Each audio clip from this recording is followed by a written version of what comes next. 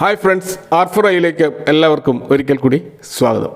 ഇന്നലെ മാർക്കറ്റ് അവറിന് ശേഷമാണ് ഇന്ത്യയുടെ ഫെബ്രുവരി മാസത്തെ പണപ്പെരുപ്പത്തിൻ്റെ അഥവാ ഇൻഫ്ലേഷൻ്റെ തോത് നിശ്ചയിക്കുന്ന CPI ഡാറ്റ അഥവാ consumer price index data government പുറത്തുവിട്ടത്. ഇപ്പോൾ റീറ്റെയിൽ ഇൻഫ്ലേഷൻ ഡാറ്റ 3.61 എന്ന പെർസെൻറ്റേജിലാണ് നമുക്ക് കാണാൻ കഴിഞ്ഞത്.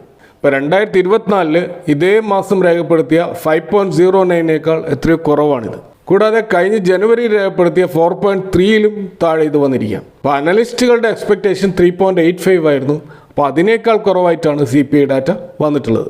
അപ്പോൾ ഇതിനു മുമ്പ് ഈ 4% താഴെ ഇൻഫ്ലേഷൻ ഡാറ്റ വന്നത് 2024 ജൂലൈ ഓഗസ്റ്റ് മാസങ്ങളിലാണ്. അപ്പോൾ നീണ്ട 7 മാസങ്ങൾക്ക് ശേഷമാണ് RBIയുടെ ഒരു കംഫർട്ടബിൾ ലെവലായിട്ടുള്ള ഈ 4% താഴെയുള്ള ഇൻഫ്ലേഷൻ ഡാറ്റ വന്നിട്ടുള്ളത്. അപ്പോൾ ഇത് ഇന്ത്യൻ മാർക്കറ്റിനെ സംബന്ധിച്ചിടത്തോളം, ഇന്ത്യൻ എക്കണോമിയെ സംബന്ധിച്ചിടത്തോളം വളരെയധികം ആശ്വാസകരമായൊരു കാര്യമാണ്. അപ്പോൾ ഇവിടെ ഈ ഒരു ഇൻഫ്ലേഷൻ ഡാറ്റ കുറയുവാനുള്ള കാരണമായിട്ട് കാണുന്നത് ഫുഡ് ഇൻഫ്ലേഷനിൽ വന്ന ഡിക്ലൈനാണ്. ഇപ്പോൾ ഫുഡ് ഇൻഫ്ലേഷൻ കാണിക്കുന്നത് 3.75 എന്നുള്ള ഒരു പെർസെൻറ്റേജാണ്. ഇത് കഴിഞ്ഞ 21 മാസത്തെ ഏറ്റവും ലോ ആയിട്ടുള്ള ഒരു ഫുഡ് ഇൻഫ്ലേഷൻ ഡാറ്റയാണ്. ഇവിടെ പ്രധാനമായിട്ടും പ്രൈസിലാണ് കാര്യമായിട്ടുള്ള കുറവ് വന്നിട്ടുള്ളത്. അത് 1.1% ഒരു ഇൻക്രീസ് മാത്രമാണ് ഉണ്ടായിട്ടുള്ളത്. കഴിഞ്ഞ ജനുവരിയിൽ 11% ഇൻക്രീസ് വെജിറ്റബിൾ പ്രൈസിലുണ്ടായിരുന്നു. അതാണ് നമ്മളെ ഇൻഫ്ലേഷൻ ഡാറ്റയെ 4 മുകളിൽ കഴിഞ്ഞ മാസം കൊണ്ടുപോയത്. ഇവിടെ കാര്യമായൊരു കുറവ് അതിൽ വന്നത് ഇൻഫ്ലേഷനെ നമ്മൾ കംഫർട്ടബിൾ ലെവലിലേക്ക് കൊണ്ടുവരാൻ സാധിച്ചിട്ടുണ്ട്. ഇപ്പോൾ 2024 ജൂലൈ ഓഗസ്റ്റ് മാസങ്ങളിൽ 4% താഴെ ഇൻഫ്ലേഷൻ വരാൻ പ്രധാനമായിട്ട് കാരണമായത് ക്രൂഡ് ഓയിലിൻ്റെ പ്രൈസിൽ വന്ന കുറവായിരുന്നു. അപ്പോൾ ഇപ്രാവശ്യം നമ്മുടെ ഇൻഫ്ലേഷൻ ഡാറ്റ കുറയാനുള്ള പ്രധാന കാരണം ഫുഡ് ഇൻഫ്ലേഷൻ ആണെന്ന് മനസ്സിലാക്കാം. അത് കൂടാതെ ഫെബ്രുവരി ഡാറ്റയിൽ ക്രൂഡ് ഓയിലിന് നിലവിൽ നടന്നുകൊണ്ടിരിക്കുന്ന ഡിക്ലൈൻ അത് കാണുകയില്ല. അതുകൊണ്ട് തന്നെ അടുത്ത മാസം വരുന്ന ഇൻഫ്ലേഷൻ ഡാറ്റ സ്വാഭാവികമായിട്ടും ഇതിൽ കുറയാനുള്ള എല്ലാ സാധ്യതയുണ്ട്. കാരണം ക്രൂഡ് ഓയിൽ ഉൽപ്പാദനം വെട്ടിക്കുറയ്ക്കാനുള്ള തീരുമാനത്തിൽ നിന്ന് ഒപെക് രാജ്യങ്ങൾ പിന്നോട്ട് മാറുകയും അപ്പോൾ അവരടുത്ത 2 വർഷത്തിനിടെ പെർ ഡേ 2.2 മില്യൺ ബാരൽ എണ്ണ വിപണിയിൽ എത്തിക്കാനുമാണ് തീരുമാനമെടുത്തത്. അപ്പോൾ അതിൻ്റെ ഭാഗമായിട്ട് ബ്രണ്ട് ക്രൂഡ് ഓയിലിൻ്റെ വില 70 എന്നുള്ള ഡോളറിലേക്ക് താഴോട്ടേക്ക് പോയിരുന്നു. അപ്പോൾ അത് ഇനിയും താഴോട്ടേക്ക് പോകാനുള്ള സാധ്യത ഉണ്ടെന്നാണ് പൊതുവെ വിലയിരുത്തപ്പെടുന്നത്. കൂടാതെ റഷ്യ ഉക്രൈൻ വാറിൽ വന്നിട്ടുള്ള വെടിനിർത്തൽ പ്രഖ്യാപനം തുടങ്ങിയ കാര്യങ്ങളൊക്കെ ഈ ക്രൂഡ് ഓയിലിൻ്റെ വില കുറയാൻ കാരണമാകും. അപ്പോൾ ഇത്തരത്തിൽ മൊത്തത്തിൽ നമ്മളെ ലോക്കൽ ക്യൂസൊക്കെ വളരെ അനുകൂലമായ ഒരു അവസ്ഥയിലാണ് കാണാൻ കഴിയുന്നത്.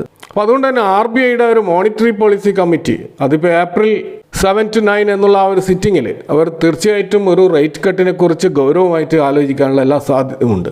കാരണം ഇപ്പോൾ കൺസ്യൂമർ ഇൻഫ്ലേഷൻ 4% താഴെ വന്നതുകൊണ്ട് തന്നെ RBIയുടെ ഒരു ടാർഗറ്റ് എന്ന് പറയുന്നത് 4% താഴെ ഇൻഫ്ലേഷൻ കൊണ്ടുവരിക എന്നുള്ളതാണ്. അപ്പോൾ ബാക്ക് ടു ബാക്ക് ഒരു 25% റേറ്റ് കട്ട് ഏപ്രിലിൽ പ്രതീക്ഷിക്കുന്നുണ്ട്.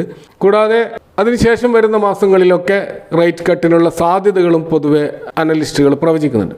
എന്നാൽ ഇത്രയേറെ അനുകൂല സാഹചര്യങ്ങൾ ഉണ്ടായാലും RBI ഒരുപക്ഷെ റേറ്റ് കട്ടിനെ ലിമിറ്റ് ചെയ്യാനുള്ള സാധ്യതയുമുണ്ട്. അതിൻ്റെ ഒരു പ്രധാനപ്പെട്ട കാരണം ബാങ്കുകളിലുള്ള സ്ലോ ഡെപ്പോസിറ്റ് ഗ്രോത്താണ്. ഇപ്പോൾ ബാങ്കിൻ്റെ ആ ഒരു ലിക്വിഡിറ്റി ക്രൈസിസ് മറികടക്കാൻ പല മെഷേഴ്സും RBI ഓൾറെഡി എടുക്കുന്നുണ്ടെങ്കിലും FDയിലേക്ക് പണം ഒഴുകാത്തത് അല്ലെങ്കിൽ ഡെപ്പോസിറ്റുകൾ ആളുകൾ കൂടുതലായിട്ട് ബാങ്കിനെ ആശ്രയിക്കാത്തത് തീർച്ചയായിട്ടും ബാങ്കിൻ്റെ ആ ലിക്വിഡിറ്റിയെ വലിയ തോതിൽ ബാധിക്കുന്നുണ്ട്. കാരണം ലോൺ ബുക്ക് വർദ്ധിക്കുകയും അതേസമയം ഡെപ്പോസിറ്റ് വർദ്ധിക്കാതിരിക്കുകയും ചെയ്യുന്നത് തീർച്ചയായിട്ടും അവിടെ ഒരു വലിയ ഗ്യാപ്പ് ഉണ്ടാവുകയാണ്. എന്നാൽ ഇപ്പോൾ ബാങ്കുകൾക്ക് അനുകൂലമായിട്ടൊരു ഘടകം വരാൻ പോകുന്നത് സ്റ്റോക്ക് മാർക്കറ്റിൽ ഉണ്ടായിട്ടുള്ള ഒരു ബെയറിഷ് ട്രെൻഡാണ്. അപ്പോൾ ആ ട്രെൻഡിൻ്റെ കാരണം ഇഷ്ടംപോലെ ഇൻവെസ്റ്റേഴ്സ് സ്വാഭാവികമായിട്ട് ഷെയർ മാർക്കറ്റിൽ നിന്ന് പണം പിൻവലിച്ച് ഒരു പക്ഷേ സേഫ് ആയിട്ടുള്ള അസറ്റുകളിലേക്ക് മാറാനുള്ള സാധ്യതയുണ്ട്. ഗോൾഡിൻ്റെ പ്രൈസ് ഇൻക്രീസ് ആവുന്നത് അത് കാരണമാണ്.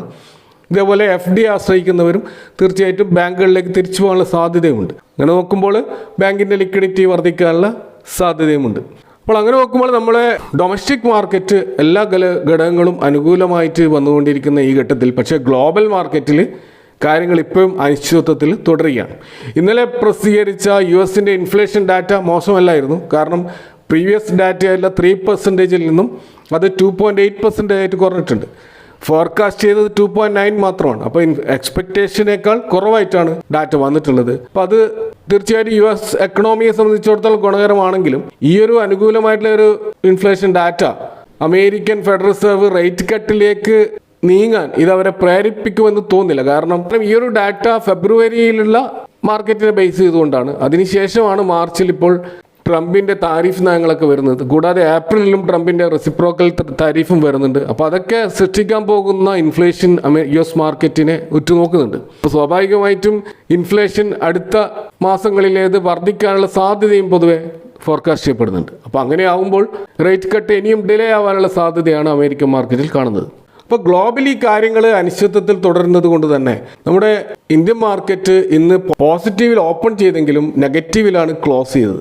അപ്പോൾ പൊതുവെ പബ്ലിക് റീറ്റെയിൽ ഇൻവെസ്റ്റേഴ്സ് മാർക്കറ്റിൽ ഒരു ബെയറിഷ് മൈൻഡ് സെറ്റാണ് വെച്ച് പുലർത്തുന്നത്. റീറ്റെയിലേഴ്സ് ഏറ്റവും അധികം ഹോൾഡിംഗ് ഉള്ള മിഡ് ആൻഡ് സ്മോൾ ക്യാപ് സെഗ്മെൻറ്റിലാണ് ഹെവി സെല്ലിംഗ് പ്രഷർ നമ്മൾ കാണുന്നത്. അവിടെയാണ് 20% കൂടുതലുള്ള തകർച്ച ഉണ്ടായിട്ടുള്ളത്. സ്വാഭാവികമായിട്ടും അത് ബെയറിഷ് മാർക്കറ്റിലേക്ക് മിഡ് സ്മോൾ ക്യാപ് സെഗ്മെൻറ്റ് പ്രവേശിച്ച് കഴിഞ്ഞിട്ടുണ്ട്. ബ്ലൂംബർഗിൻ്റെ ഒരു റിസർച്ച് റിപ്പോർട്ട് പ്രകാരം 20% കൂടുതൽ റീറ്റെയിലേഴ്സിൻ്റെ ഷെയർ ഹോൾഡിംഗ് ഉള്ള പല സ്റ്റോക്കുകളും അതിൻ്റെ ഹൈയിൽ നിന്നും താഴോട്ടേക്ക് വന്നത് ഏകദേശം 44% ആണ്. അപ്പോൾ അതുകൊണ്ട് തന്നെ റീറ്റെയിൽ ഇൻവെസ്റ്റേഴ്സിനാണ് വലിയ തോതിൽ ഈ ഒരു മാർക്കറ്റിൻ്റെ ഫോളിൽ നഷ്ടം വന്നിട്ടുണ്ടാവുക എന്നാണ് ആ റിപ്പോർട്ടിൽ പറയുന്നത്. എന്നാൽ ഡൊമസ്റ്റിക് ഇൻവെസ്റ്റേഴ്സിൻ്റെ -34%, ഫോറിൻ ഇൻവെസ്റ്റേഴ്സിൻ്റെ -29%. അപ്പോൾ ഗണ്യമായ വ്യത്യാസം റീറ്റെയിൽ ഇൻവെസ്റ്റേഴ്സിൻ്റെയും ഈ ഡൊമസ്റ്റിക് ഇൻസ്റ്റിറ്റ്യൂഷണൽ ഇൻവെസ്റ്റേഴ്സിൻ്റെയും FIIസിൻ്റെയും ഡാറ്റകളിൽ നമുക്ക് കാണാൻ പറ്റും. കാരണം നമുക്കറിയാം റീറ്റെയിൽ പബ്ലിക് ഹോൾഡേഴ്സിൻ്റെ പ്രധാനപ്പെട്ട ഷെയറുകളൊക്കെ മിഡ് ആൻഡ് സ്മോൾ ക്യാപ് സെഗ്മെൻറ്റിലായിരിക്കും. സ്വാഭാവികമായിട്ടും അവിടെയാണ് വലിയ ക്രാഷ് ഉണ്ടായിട്ടുള്ളത്. അതുകൊണ്ട് തന്നെ ഏറ്റവും അധികം നഷ്ടം ഈ ഒരു മാർക്കറ്റിൻ്റെ ബെയറിഷ് യാത്രയിൽ ഉണ്ടാക്കിയിട്ടുള്ളത് റീറ്റെയിൽ ഇൻവെസ്റ്റേഴ്സ് ആയിരിക്കും എന്നുള്ള കാര്യത്തിൽ തർക്കമില്ല. എന്നാൽ ഇവിടെ റീറ്റെയിൽ ഇൻവെസ്റ്റേഴ്സിൻ്റെ ചില സ്മാർട്ടായിട്ടുള്ള മൂവുകൾ അവരെ വലിയ ക്രാഷിൽ നിന്നും രക്ഷിച്ചതായിട്ട് നമുക്ക് കാണാൻ പറ്റും. ഉദാഹരണത്തിന് റീറ്റെയിൽ ഹോൾഡിംഗ് ഉള്ള 63ഓളം സ്മോൾ ആൻഡ് മിഡ് ക്യാപ് സെഗ്മെൻറ്റിലുള്ള സ്റ്റോക്കുകളിൽ റീറ്റെയിൽ ഇൻവെസ്റ്റേഴ്സ് അവരുടെ ഹോൾഡിംഗ് കഴിഞ്ഞ 2024 ജൂൺ മാസം മുതൽ തന്നെ കുറച്ച് വന്നുകൊണ്ടിരുന്നതായിട്ട് കാണാം. അപ്പോൾ അതിൻ്റെ അർത്ഥം റീറ്റെയിൽ ഇൻവെസ്റ്റേഴ്സ് വലിയൊരു ക്രാഷിനെ മുൻകൂട്ടി കണ്ടുകൊണ്ട് പല സ്റ്റോക്കുകളിൽ നിന്നും അന്ന് മുതലേ എക്സിറ്റ് ആയിക്കൊണ്ടിരുന്നു.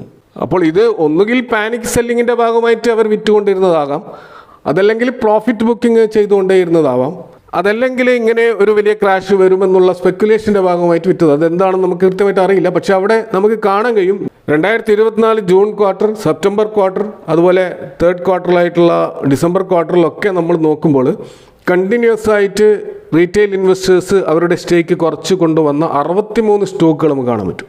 അപ്പോൾ ഈ സ്റ്റോക്കുകളിൽ ഏകദേശം 20% മുതൽ 60% വരെ ക്രാഷ് നടന്നതായിട്ട് നമുക്ക് കാണാൻ പറ്റും. അപ്പോൾ ഈ ഒരു ക്രാഷ് മുൻകൂട്ടി കണ്ടുകൊണ്ട് ഇൻവെസ്റ്റേഴ്സ് അതിൽ നിന്നും എക്സിറ്റ് ആയിക്കൊണ്ടിരുന്നു എന്ന് നമുക്ക് മനസ്സിലാക്കാൻ കഴിയും. അപ്പോൾ അതിൽ പ്രധാനപ്പെട്ട ചില പേരുകൾ നോക്കുകയാണെങ്കിൽ നമുക്ക് കാണാൻ പറ്റും പേടിഎമ്മിൻ്റെ 197 കമ്മ്യൂണിക്കേഷൻ, പോളിക്യാബ് ഇന്ത്യ, അതുപോലെ transformers and rectifiers India cements, Deepak nitrate, Voltas പോലെയുള്ള സ്റ്റോക്കുകളിൽ റീറ്റെയിൽ ഇൻവെസ്റ്റേഴ്സിൻ്റെ സ്റ്റേക്ക് കുറഞ്ഞു വന്നതായിട്ട് നമുക്ക് അതിൻ്റെ ഷെയർ ഹോൾഡിംഗ് പാറ്റേണിൽ കാണാൻ പറ്റും. ഈ സ്റ്റോക്കുകൾ ജനുവരി മാസം 22% മുതൽ 35% വരെ കറക്റ്റ് ചെയ്തതായിട്ട് നമുക്ക് കാണാൻ കഴിയും. അപ്പോൾ ആ ഒരു വലിയ കറക്ഷനിൽ നിന്ന് കുറേയെങ്കിലും റീറ്റെയിൽ ഇൻവെസ്റ്റേഴ്സ് രക്ഷപ്പെട്ടിട്ടുണ്ട് നമുക്ക് മനസ്സിലാക്കാൻ കഴിയും. അതുപോലെ ഈ ഒരു 63 സ്റ്റോക്കുകളിൽ നമുക്ക് വലിയ തകർച്ച കാണാൻ കഴിയുന്നത് വക്രംഗി, അതുപോലെ Suraj estate developers, Newgen software technologies, Navkar corporation, Centum electronics, ഇതൊക്കെ 40% മുതൽ 60% വരെ അതിൻ്റെ ടോപ്പിൽ നിന്ന് ഡൗൺ ആയതായിട്ട് കാണാൻ പറ്റും. ഇതുപോലെ Praj industries, Sonata software, Geojit financial services, Nelco, Lux industries, Gokaldas exports, Likhitha infrastructure, Cigniti technologies പോലെയുള്ള സ്റ്റോക്കുകളും 20% കൂടുതൽ കറക്റ്റ് ചെയ്ത സ്റ്റോക്കുകളാണ്.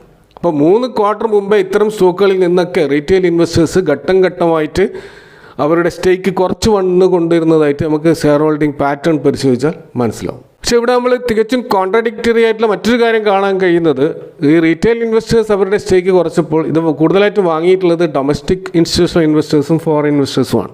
ഇൻസ്റ്റിറ്റ്യൂഷണൽ ഇൻവെസ്റ്റേഴ്സ് സ്റ്റോക്കുകളിൽ കുറച്ചും കൂടി ലോങ് ടേം വ്യൂ വെച്ച് പുലർത്തുന്നവരാണ്.